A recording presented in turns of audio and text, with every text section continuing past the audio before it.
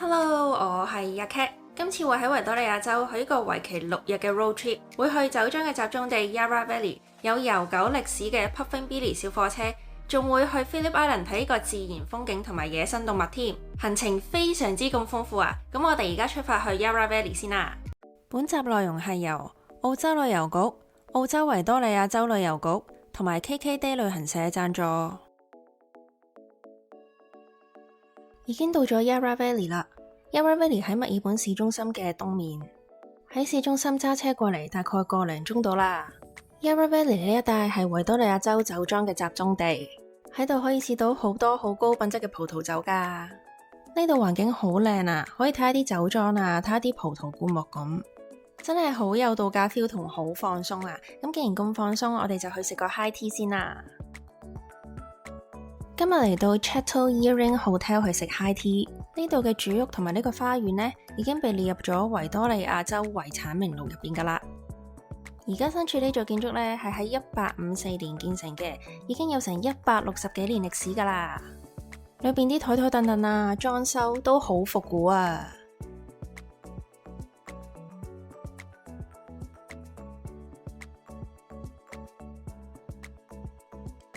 佢嘅 high tea 大概係喺下晝1點鐘開始，而今日嘅 high tea 呢，係喺佢嘅 Eleanor Restaurant 入邊食嘅。外面係一個花園，望出去呢係一大片草地啊！望住個咁好嘅環境食 high tea 真係幾放鬆噶喎。一嚟到就嚟杯 Sparkling Wine 先啦，等咗都唔使5分鐘，啲嘢食就嚟啦。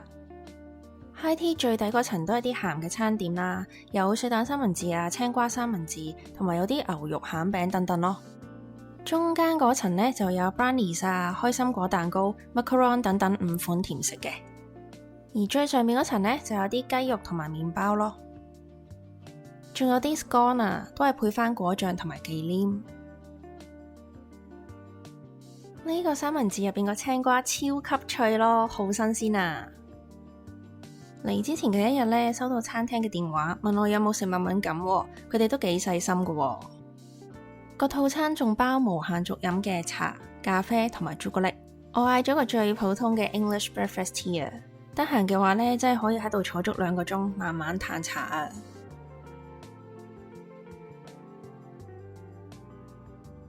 下一站嚟到 Tararara Estate。Tararara 呢個字呢，其實係嚟自澳洲一個原住民嘅語言。意思係慢慢流動嘅水。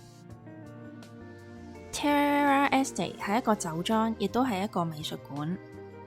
去佢哋個酒窖睇下先，約咗喺嗰度品酒啊！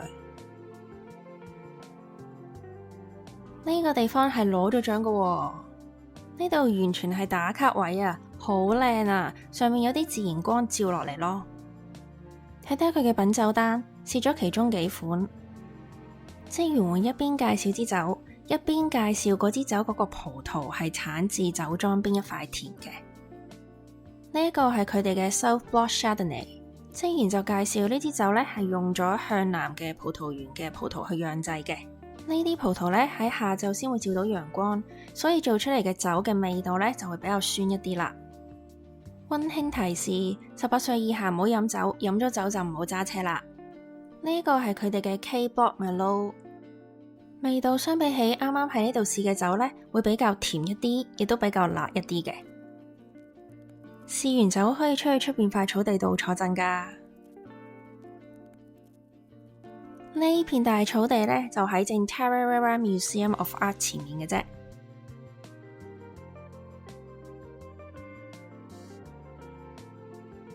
入去睇埋個藝術館啦。藝術館入邊嘅展品係會定期更換嘅。而家就有2個主題喺度展覽緊，其中一個主題係 Sydney Nolan 喺1955至到1966年嘅作品。有個系列都幾特別嘅喎，好多畫呢都係喺一個深色嘅背景上面，再用白色去畫畫，再喺上面有啲3原色咁樣咯，好似係咁。呢度望出去又係一大片葡萄園啊！真係好耐冇行過藝術館啦，間中行下都幾好喎。除咗室內嘅展覽之外，美術館外面呢都有一啲藝術品嘅。例如呢座叫 Valhalla 嘅建築，係一個關於喺阿富汗發生破壞性衝突嘅藝術品。仲有呢一個叫做 Awakening， 呢度就行得差唔多啦。返酒店之前就係食個飯先啦。去咗一間叫 Jadon On 嘅餐廳，呢度都可以品酒嘅，但係餐廳嘅位置就唔係喺一個葡萄園入邊咯。但係佢入邊有啲菜啊、麵包啊、衫啊等等嘅嘢賣。我想講呢度嘅員工非常之咁熱情咯。員工介紹咗今日嘅 special， 聽落去都唔錯喎。嗌咗個炭燒魚，一個燒豬扒，有菜有肉，正啊！我想講呢幾碟餸勁香 BBQ 味咯，同埋你睇個豬扒，即係燒到啱啱好咯。食飽就返去旅店啦，會住喺 Big Four Yarra Valley Holiday Park 入邊。第一晚會住 Glamping Pod 啊，係一間木屋仔嚟嘅，帳篷過幾日先住。事不宜遲，嚟個 room tour 啦。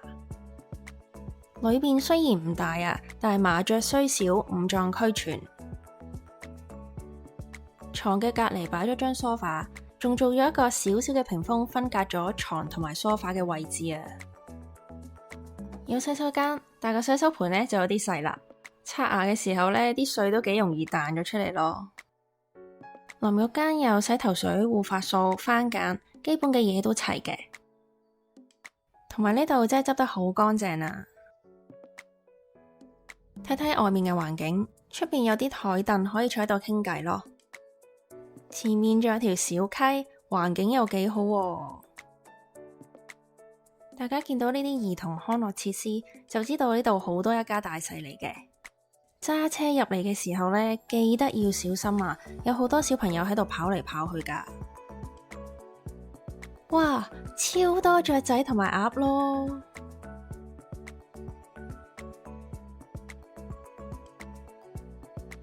除咗我住嘅 Glamping Pod 之外，呢度仲有好多一間間嘅屋，下邊有啲應該係房車嘅車位嚟嘅，有充電位啊，有啲仲有洗手間添。想住帳篷都得，睇到有燒烤場，仲有泳池、球場等等嘅設施。後山呢度有個湖，係非常之咁恬靜啊！你睇下，仲有啲鴨仔喺度游水啊！第一日嘅行程就到呢度啦。而家係朝頭早5點幾，俾啲雀仔叫醒咗啊！今日嘅第一站係 Levantine Hill Estate。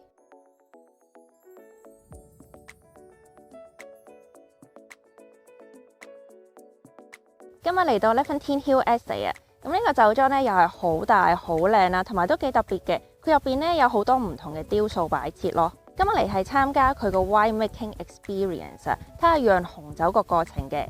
成個體驗大概需要3個半鐘。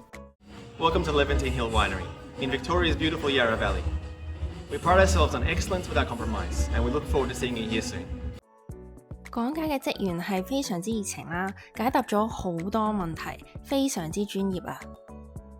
呢度係俾葡萄發酵嘅地方，通常唔向公眾開放嘅。天氣太熱又或者太凍嘅話，啲葡萄就會擺喺呢2間房入邊啦。發酵嘅缸有3種，分別係金屬缸、木缸同埋混凝土缸。根據翻唔同酒嘅需要，啲葡萄會放喺唔同嘅缸入邊發酵嘅，一般都會放喺多過1個缸入邊發酵。呢個係佢哋嘅酒莊實驗室，會監控翻個品質嘅。然後就嚟到佢哋個酒窖啦，呢啲都係佢哋今年啱啱釀製好嘅酒啊。呢一個黑色嘅樽呢，係佢哋最好嘅酒，限量發售噶。講解員話呢，有啲酒發酵完之後會擺喺木桶入邊存放一段時間嘅。呢啲裝酒嘅木桶呢，都係十分之咁講究嘅。除咗分唔同大小之外呢，每一個木桶入邊都係燒過嘅。燒過木桶除咗係為咗焊接之外呢，仲係為咗有木頭燒過嗰陣味啊。木桶上面會寫咗裏邊燒過嘅程度。一般需要擺喺木桶入邊存放嘅酒呢，會擺喺木桶入邊約4個月至2年不等。其實佢仲分享咗好多嘢啊！喺度呢，真係學咗好多關於紅酒啦、白酒，仲有釀酒嘅知識啊！呢度係佢哋舉行 functions 嘅地方，呢邊都係。望出去係一大片葡萄園啊，真係超靚咯！今日會喺呢度品酒。原來 Yarra Valley 近30年係盛產 Chardonnay 同埋 Pinot Noir 呢兩款酒嘅。呢個酒莊有啲酒呢係用佢哋嘅家庭成員去命名嘅，個樽後邊仲印咗啲酒係產自邊塊葡萄田嘅。呢一支係酒莊太太 Colleen 嘅酒，係2016年嘅 Pinot Noir。嗰年啲天氣比較熱，所以啲葡萄熟得比較快啊，味道特別香醇，好適合作為餐酒去配鴨肉又或者鵪鶉。呢一支係 Melissa， 係莊主2女嘅酒，係2015年嘅酒。職員話呢，2015年係近年 Yarra Valley 年份最好嘅酒，聞落去真係好香喎。樽上面 Syrah 係 Shiraz 嘅法文，特登用咗 Syrah 呢個字呢，係因為佢嘅味道比較細緻，貼近法國嘅風格。職員話澳洲嘅 Shiraz 會比較 aggressive 同埋 jammy 一啲，醬果味會重啲嘅。佢仲教咗我點樣搖隻紅酒杯咯，原來自己一直都用錯方法，真係大鄉里啊！最後呢個係我嘅最愛，真係超好飲咯，係屬於酒莊大女 Samantha 嘅酒。呢個飲落口直情係叮一聲啊，可以飲到好多種味啦，係一個好有層次、好豐富嘅味道嚟噶。了解完釀製葡萄酒嘅過程，就去食啲嘢啦。個 package 係包一個 fine dining 嘅。